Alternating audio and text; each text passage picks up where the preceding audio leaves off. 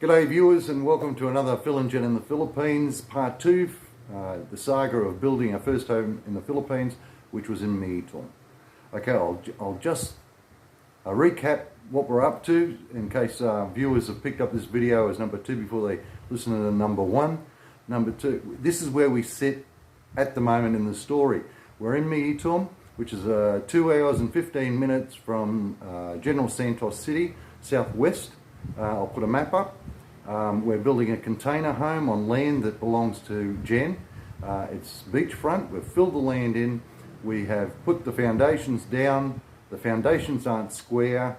The containers have arrived, and we're in a shell type lock-up stage at this time. The roof's been changed 3 times. We've got one welder. We've got an engineer, myself, that has trouble putting a Meccano set together. All the plans are in my head. Jen's been left there for a period of time to oversee the building process while I went back to Australia, and she doesn't know what a Phillips head screwdriver is. What could possibly go wrong? Anyway, we'll go on to part 2. At the end of the video, you'll see all the photos of the actual, what we could find as far as the construction was being done, and the end result inside and outside the house. As many photos as we could find that were on the phones that we had, because we didn't intend to keep those photos. But anyway, you'll see them at the end of the video, so hang around. Okay, Jen. I finally hopped on a plane and came back, and there it sits in all its glory, painted a myriad of different colours with holes in it and metal protruding everywhere, and everyone wandering around scratching their heads. So we sat down and we'll go from there. We put the windows in, of course. That was a relatively simple task, and then the flooring went down to connect the 2 buildings together, which was had RSJ beams connecting the 2 containers together. And because it was an elevated 3 feet off the ground, I thought the RSJs would be strong enough to hold the floor, so it wouldn't bow and flex, but I was wrong, of course, and we eventually had to put additional stays underneath to make the floors rigid. But the building unto itself is in a lock-up stage type situation, and then we started on the interior. We got a plumber in to do the plumbing and whatever, and the plumbers came in. And at that stage of the game, because literally I was getting wiser, and remember this, we still had the business going on, so we were going to and from the business, and Jen was trying to control and do the books of the business and then come back and do some work. So this was a pretty intense experience, and I've got a wife that had absolutely no faith in the project at all, could not get her head wrapped around a container as far as the house was concerned, and here I am trying to convince her that I know everything and everything will be all right, and the reality is inside I'm caving in and shitting myself. But we partied on regardless, because my arrogance would not allow me to say that I was going to fail. Yeah. So between the 2 containers we put, I think it was about 2-inch marine ply, and doubled up on that to give it some rigidity. And the plumbers came in, and because I'd come to know the shortcuts that Filipinos do when it comes to work, I supplied them with all the equipment rather than have them go out and buy the equipment, such as pipes and PVC and all this type of thing. I bought S-bends and everything, and they looked at me like I was strange, because it was all oversized pipes. A lot of the sewage pipes they have are 1.5 inches in diameter, and the cheapest possible PVC piping they can get. Of course, mine was a 3-inch pipe, or I can't remember the exact millimeters, but about a 3-inch pipe. Then we dug septic tanks. Remember the septic tanks? Water tanks. We put a water tank in. Generator. Yeah, well, that was after the event. But we had everything virtually sitting there on the block of land, putting it together, and that's what we did. And as with many things, we had, as I said, the other business to do to take care of. So the plumber plumbed the entire house. everything seemed to be working okay. Yeah. He suggested I go and get a pressurised water tank, a water pump for obviously the plumbing, so we had pressurised water, and I knew absolutely nothing about it. Yeah, it was only, we had a hard time when we started it. But when we were in the middle, then it goes on and on. It was becoming okay. Yeah, we made some monumental mistakes through inexperience. The water pump, as an example, not knowing too much about anything, I wandered out and went into town and bought a water pump, and my attitude is the biggest is the best, so this thing had 30 pounds of pressure or something. Baby, when we decided, no, we did not decide to buy those, what is that, septic tank, because the people there, they said, a septic tank here, we just dig a hole. We dig a hole, and then we will put yeah. They make the septic tanks here. Like I knew something about septic tanks being born in the country, so I knew how a septic worked and whatever. But here, what they did in the province is they basically just dug a great big huge hole and lined it with this hollow block, and the seepage went down, and if it got filled up, they pumped it out. Well, not only the fact that all those tanks stink, I wasn't going to have that. So we actually went into town. We bought two Yes, and then when they dug it, we paid a lot of money for that. Yeah. They were digging, yeah. And then the next day, the water. The water, the hole was full of water. Yeah. Because we're so close to the beach, and it's a sandy soil. Yeah, that's really genius. Yeah.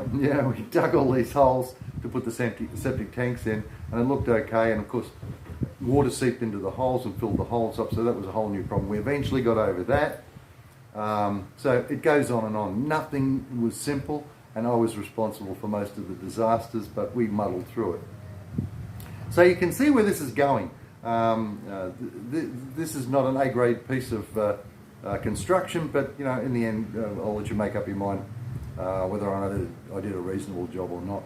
So the septic went in, and then we had a seepage system that went down to a creek which ran beside it. All this stuff.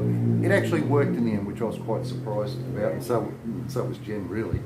And so that was one of the major things. As long as we could have a crap in the house and it'd disappear, I was quite happy with that. The other thing was over here, just as a sideline quickly, that a lot of expats that come over here won't realise, unless you've been to Asia, that toilet paper is non-existent here. They use like a bidet system. So if you come over here, get off the plane and want to go anywhere to these restaurants, and if you're lucky, there's a bucket there with a little spoon and you can wash your backside with it, or a bidet system or whatever. But if you get caught in a supermarket or something like that and you go to the toilets in the supermarket, there is no paper. So, if you... Well, it's expensive, the tissue. Well, every time they put tissue in the toilets, they steal it. Of course, because it's expensive, so we have to steal it. No, we have to get it, but we don't steal it. We just roll it like that, and then, Then borrow it. Yeah, we borrow. Yes. Anyway, so that was the sideline thing. So the toilets are done and everything's done. Of course, nothing's plumbed up and as far as going is concerned. We haven't turned the water on. And I got some tilers in. And showed them what I wanted to do. No. With the tiles, baby, the tiles. We had a pattern on the tiles. We have a pattern on the tiles. Then when we arrived, and then I said... Well, just tell the viewers what type of pattern it was. What it was even though... timber. It was a faux timber type pattern on it, which had, well, you know how timber is. When you cut it, you've got all the seams of timber and whatever, and you've got knots in the supposed wood. So there is a definite pattern to it. And of course, we had boxes and boxes of this stuff, and we all know, if you've done tiling, it's a repetitive pattern. You might go 8 or 10 tiles and then it starts again, but the overall look is this timber look, even though it's a tile. So, of course, they came in, they know everything, they don't particularly like to be told anything. And we were in Jensen that time. Yeah, we had to go to Jensen. Yes, and then when we come back, they were so happy. Oh, we finished already the floor, like that. And then when I look, I'm a bit OCD. I directly saw, my God. You can see what happened there. Not one of the patterns lined up. We've But got. baby, why is this? It's everywhere. It was just a bloody disaster. But by that time they were down, and I thought we'll buy rugs. So that was okay. The tiles went down. The tiles are there again to the standard of Philo's. You'd think any 12-year-old would realise that there was a pattern there. You could see it, but not these guys, mate. They were just happy they got the job done in a day while we were away. And it's very hard to go off your brain at 3 blokes or 2 blokes sitting there with great grins on their faces and very proud of themselves. They've done this huge job in a day. So what do you do? So anyway, that was our abstract floor. Then of course the gyprocking came in. I went and bought, you could not source over here pink bats. We know them in Australia as pink bats, or insulation, or yellow bats for the container, which I wasn't aware of. I had to travel, God knows, all over the countryside, and in Mindanao they just were not available in those days. So every time I went and asked for insulation, I used to get what we call sarking, which is like a tinfoil situation. Anyway, so I thought if that's all we got, that's all we can do. So I used sarking and timber and polystyrene foam. Yeah, you have a hard time like that because we don't use all these things, like like the bubble you put on the wall, and that yellow thing you put on the wall for insulation. Yeah, that's what I'm And I talking have no idea about that. The very difficult is you have to explain to me properly. I have to understand it first and foremost before I can relate it to the shop or to the workers. I rest my case, guys. If you've got to explain something technical to your wife, whether it be here in the Philippines or at home in Australia or America, you're behind the 8 ball before you even start. So anyway, cut a long story short, I managed to get all this sarking together, and we transported all this gear, and we did it by going, I think, to Davao, didn't we? Yeah. We went to Davao, which is another 300 or 400 kilometres away. And we trundled all this stuff home in the back of our car that we had at the time, and arrived there. And again, all the workers are standing out in front of the place, with great smiles on their face. Boss, well, you've been away, and they're trying to be enthusiastic. Ta-da! All the gyprock's up. Oh my God! It's got no insulation, and all the gyprock's up. The putty's being done, the whole lot, the finishing's there. So what do you do? Thank God I'm hoping to myself, and I'll show you the inspiration at the end of the building I took off the YouTube, which was or Google, which was basically my only tutor as far as building this business was concerned. The inspirational house that I designed, my house. Yeah, I was shitting myself. Can you imagine? Because we are used to the proper thing that you have the plan, you have to look for the professional, for the engineer, like that. And I don't believe him. I don't have faith in him. Because have you done this? No, but I know. Okay, maybe in Australia you do like this, but oh my God. And then I overdid everything. Put lights in the place I'd expect to put in an Australian house, and Jen's going, oh my God, thinking, because in the lounge room it's got all these sunken lights, it's got huge overhead fans, it's got everything. I've got every little bloody nook and cranny filled up with a gadget here and a gadget there, and I'm throwing it all up, and she's going, oh my God. I said, look, this is good. It'll be virtually the most modern house for 100 kilometres radius. And you should be very happy with it. What I didn't realise is every time you put a bulb in, the power bill goes up. And every time you put a large fan in, the power bill goes up. So I'm just compounding things. Yeah. But anyway, I was cashed up, it didn't matter. And I certainly wasn't going to admit defeat and, in my arrogance, say, oh, darling, you were right. Well, the paint. Well, then we had to paint. Then we got the painting. Even down to the point of getting reasonable colours for interiors.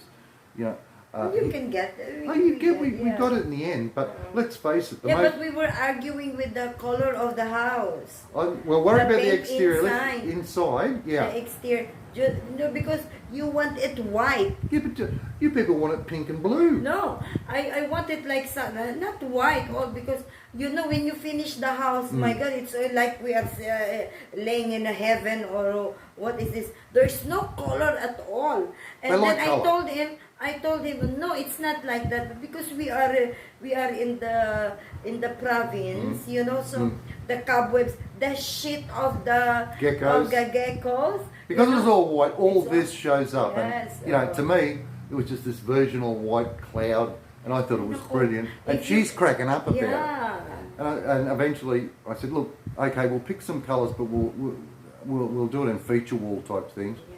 But I don't want it, the 4 primary colours. Yeah, that we fill ended it. up with our room is like Ubigay room is. That's right. Because we cannot Obigay. find what you call that one, ricotta, and we ended up with a rose or something. Yeah, terracotta we're looking for. Yeah, and something rather staid, and of course everything here is, as you go into a lot of filo houses, it's like being on LSD, but anyway, we finally got some paint and it was acceptable and whatever, and we did some feature walls and broke up the colour, and she was relatively happy. And of course, by the time I finished this, I've got these giant ceilings and keep forgetting that she's, like 4 foot bloody tall. And so to clean into the walls, she's got to have extensions, a million one things. It was always me, and I knew best. And I just didn't want to be stuck in some shoebox somewhere, so I ploughed on regardless. Having said that, living in this house, you do harken back to the house and say, oh, it was good. It was a lot of work. So anyway, we did all that. And then it was furniture shopping. So in effect, the house is virtually finished, but the master decorator then has got to come in. Yeah, all the seats, the bed you have to sit in first, everything you have to test. Well, everything's so small here. Like I've got a Western arse, and everything is minute. It's like Gulliver's Travels a lot of the time.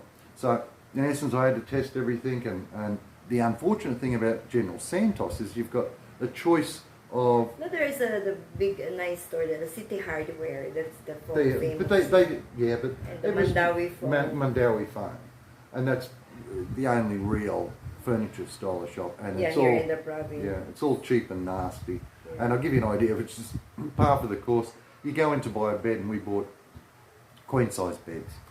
And they have all these fabulous beds on display, and they're all different textures and whatever, and thicknesses and softness and whatever. Yeah, and then the furnitures like it's better. We went to Japanese surplus to buy all these cupboards. Oh yeah, and that's things true. like that, But yes. remember the beds. We went in and tested all these beds, but you can't pick it up there and then. It's got to be, a month. You got to order this bloody thing, and they manufacture it. So okay, we picked the beds. Yeah, because the beds are short Yeah. for you. Yeah, so we've got to get oversized beds. So This is sleeping hanging. His feet is hanging there. So anyway, we picked this thing that is heaven on a stick. Oh, this is great. It gets delivered, of course, once something's delivered, they never take it back. We get on there and I'm thinking, this didn't feel like this. To cut a long story short, every bloody bed, apart from the ones in the showroom, are the same rock hard crap that you can buy anywhere, aren't they? They're all as hard as bricks. So I don't know what happens between the softness that you buy and the manufacturing process, but it's not the same bed. It's not the same. Anyway, we got the beds delivered, and then as Jen was saying, over here, because even though it's new furniture that they produce over here, it's all that chipboard crud that weighs a ton, and it's just it's got a veneer on it. It's bloody awful, and it just reeks cheap. So if I'm going to have cheap in there, we decided we'll go to Japanese surplus, and that's all the surplus furniture, second-hand stuff that comes out from It's better Japan. quality. Yeah. So we went and decked out most of the house out of Japanese surplus. That was another story unto itself because I got carried away. Anyway, we decked out the house and when we designed the house, because we had at that stage, well, Jen wanted a salon, and I spoke about it in the second business that we started there. So I originally thought, okay, we're in the middle of the province, there's no salons here. We will have a salon room. And I said, Jen, deck it out any way you want. Well, her coming from the Middle East really loves Middle Eastern styles of stuff. So anyway, she races out, buys all this stuff from chandeliers and God knows what. And it was like, when she finished it and went, ta-da, have a look at this, it was like walking into Aladdin's cave. There's a photo of that so you can have a look at it. You know, I didn't know whether to throw down my knees and you know, head towards Mecca or get my nails done. But anyway, it looked fantastic. That was her room, but that's what she was going to play in, and we were virtually finished. So we turned everything on, the water and everything like that, and you know, got rid of the family who wanted to sleep with us for about another month over in the house because you know it was brand new, and then realised the stink that was going through the house, and I thought that's sewage, you know, so which I'm starting to panic. And even though I'd bought S-Pens, they don't use S-Pens in this country. So then I realised... Not in this country, maybe in our place. Well, I don't know about this country, but they don't, in our area, in the provinces, there's no such thing as an S-Pen, probably because you've got to pay extra for it and whatever. Even though I bought them... Yeah, even here, baby. Yeah, I don't think there's S-Pens here either. Yeah. No, there's no S-Pens here, so it's pretty well universal. And obviously the stink's coming up from the septic straight up the drain pipe. I have a look down at the plumbing and whatever, and there's no bloody S-Pens. I bought them all, but you know, typical of the guys said, what the hell do we do with these things? I don't know. The white fella's not here, just chuck them under the house. So all the S-Pens have been thrown under the house. So of course we got the plumbers back in and explained what we had to do, got the S-Pens out. But they were little teething problems we eventually got over. And of course, even though we're getting back to the floor, and eventually what happens is, even though we've got RSJs, huge RSJs, because we're on a sandy soil and we've got props on there, and we've got 4 inches of very expensive marine ply and thickness, it still had flex in the floor, and we couldn't get any tile, a product that was relatively flexible. It's all virtually basically concrete, and of course that was a major problem because cracks started to appear and everything like that. That was about the only major thing, wasn't it? Yes. The floor drove us crazy. We eventually got over it. It's no big deal. But we like the output when the house was finished, because there it's really totally unique. Yeah, we had people, we became the talk of the town. We had people consciously driving down the street. The process was difficult because that's the first time. But if we will do it again, well, it will be easier because we know what to do. Well, yeah, what but to do. It's nice, yeah. Well, so in the end, when we stood back and looked at it, I've got to say I was pretty relieved. God, she had finally stopped crying. 4 months. That was a stressful period. Oh, wasn't it? very stressful, just color. And we painted the exterior. Remember the exterior? Yeah.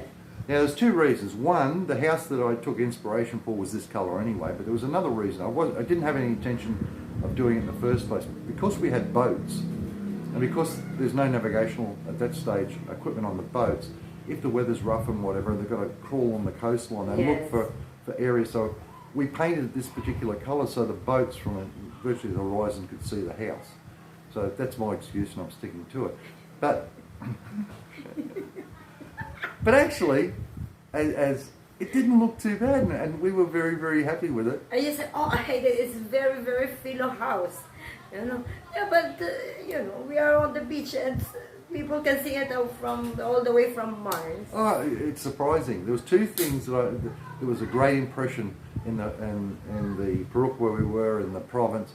One, the first one was the house. Everyone just used to come down and look at this house, this thing that had virtually been built on a swamp. And of course you've got the naysayers, it's going to sink into the swamp. Nothing like that ever happened. But anyway, it was a real huge curiosity thing. And of course at that stage of the game, the next thing was, whilst we were building this house, with a large steel security fence. Yeah, it's 100 meters away from the water. Yeah, it's probably 75 metres away from the actual high tide line. Yeah, okay. So that's it. Yeah, so that's basically the house. Now, thanks for sticking around this long. Subscribe and all that type of thing. Share with you. Like I said in the last video, Jen's say, the subscribers have slowed down. They don't like us anymore. They don't like us anymore. So share, for God's sake. thumbs up.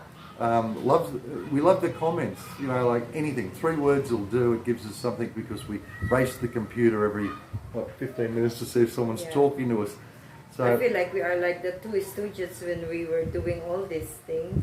Yeah, but on the same token too, it's a life's experience, and it didn't turn out too bad. After this, we'll start the cavalcade of photos that we do have. I've spoke to a fair few builders that put comments down, and guys, I'm sorry about the expression about not too bright, whatever, and a lot of you took it in the right spirit.